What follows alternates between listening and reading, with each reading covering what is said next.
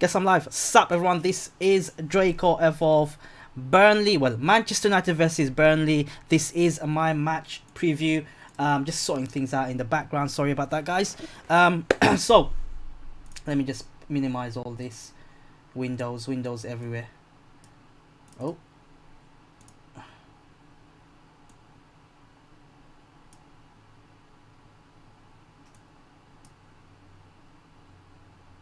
Okay.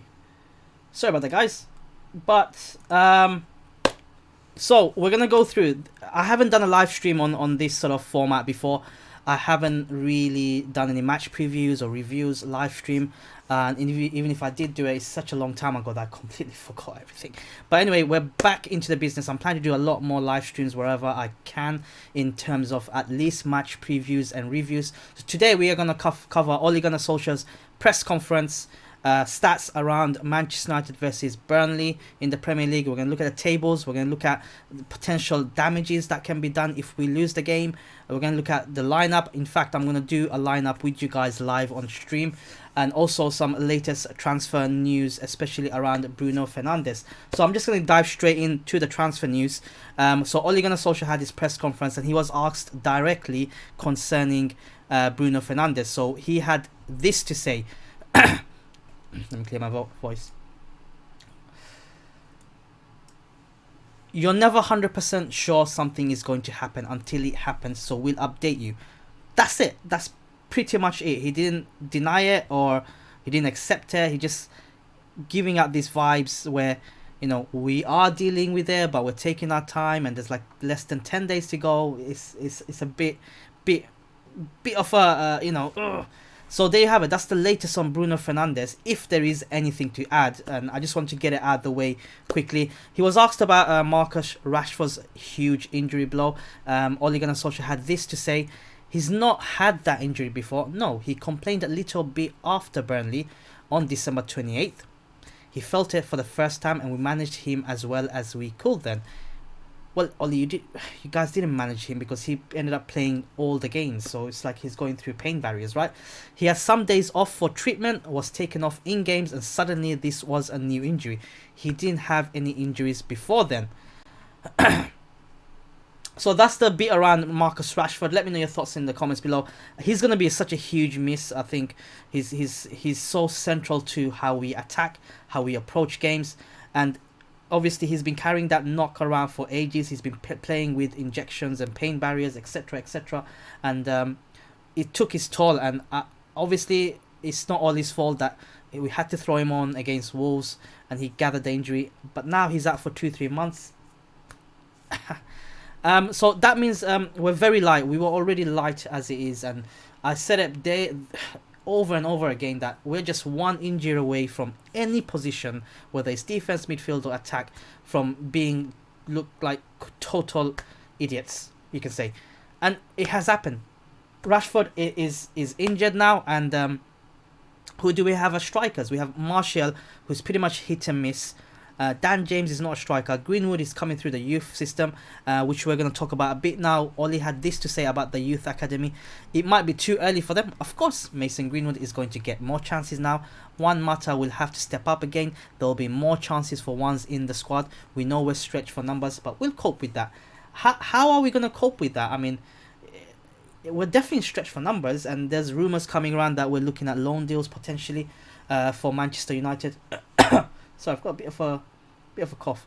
We're looking at potential loan deals coming in, short-term fixes. But we are Manchester United, for God's sake. We should not be looking for loan deals. We should be going out there. We've got the money. We should be going out there and spending the money. I think all of us talked about it, that the likes of Lukaku, Sanchez was not replaced, and it is coming back and haunting us. This is pretty much, we're probably 1 month away from the business end of the season, right? We are we got the FA Cup running to come in, we got the Europa League coming in, and the race for the top 4 is hotting up, and we are decimated. We have no players. He was asked about the fans' discontent at Old Trafford, so he had this to say: you can look back at history, and of course we know we're not where we want to be and should be and historically have been. It's just down to us to now It's just down to us now to work better. I've been here 13 months. My experience with the players we've brought in have been good, so no complaints whatsoever. So that was also around Ed Woodward, whether he was getting support, and this is what he had to say. So obviously, Ole, I don't blame him as a manager. I'm sure he's frustrated and angry, but he's got his hands tied around his back by the board, especially Ed Woodward, for not giving him funds.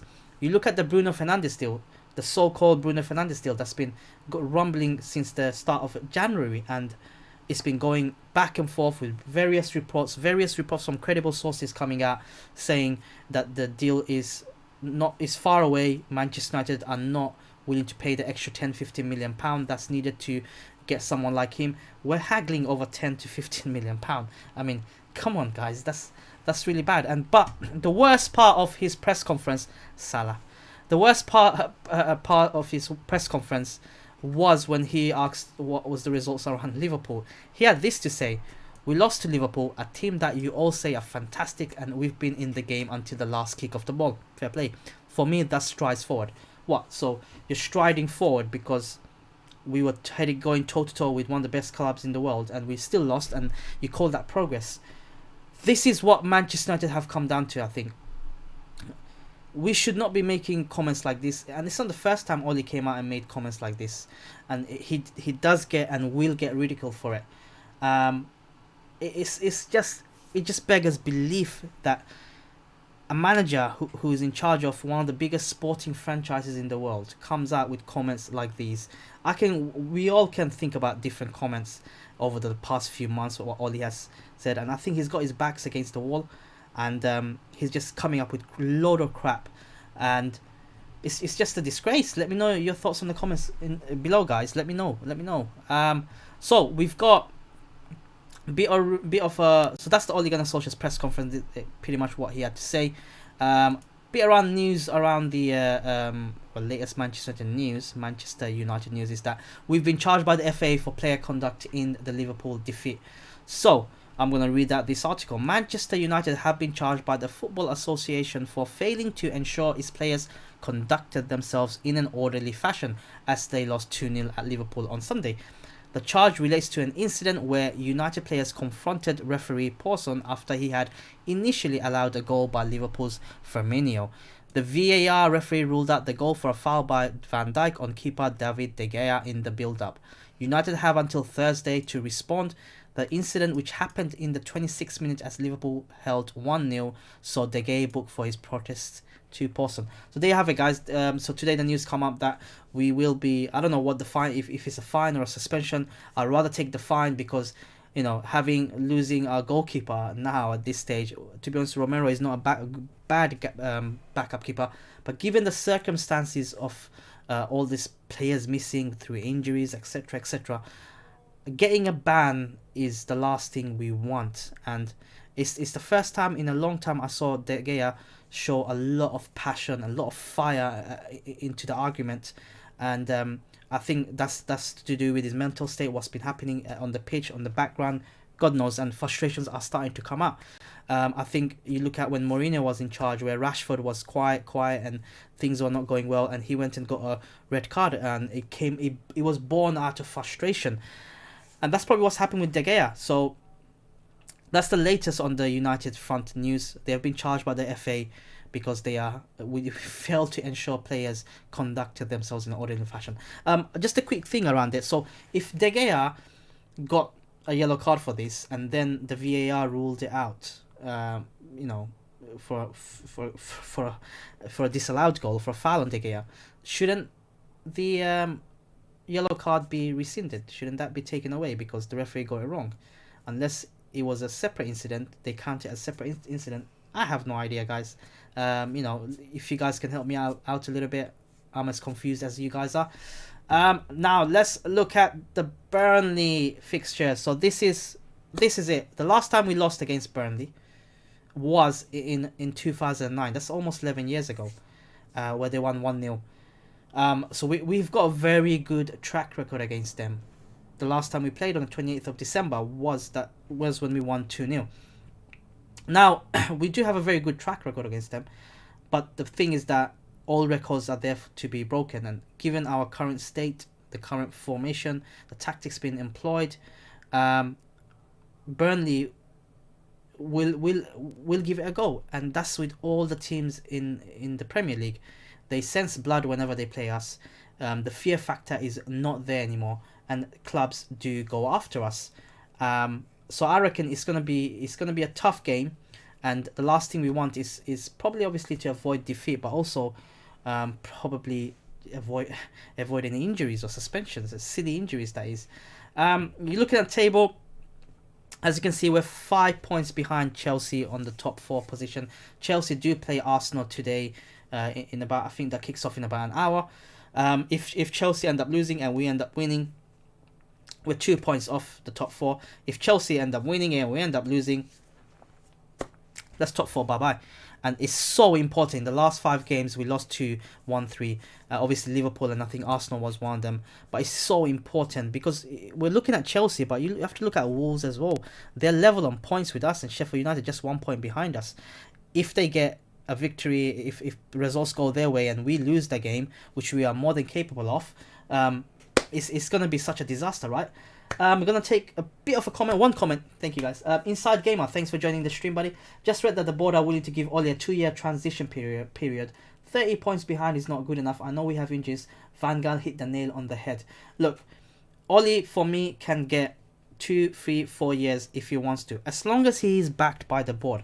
At the moment, I feel sorry for him a little bit. He is not backed by the board.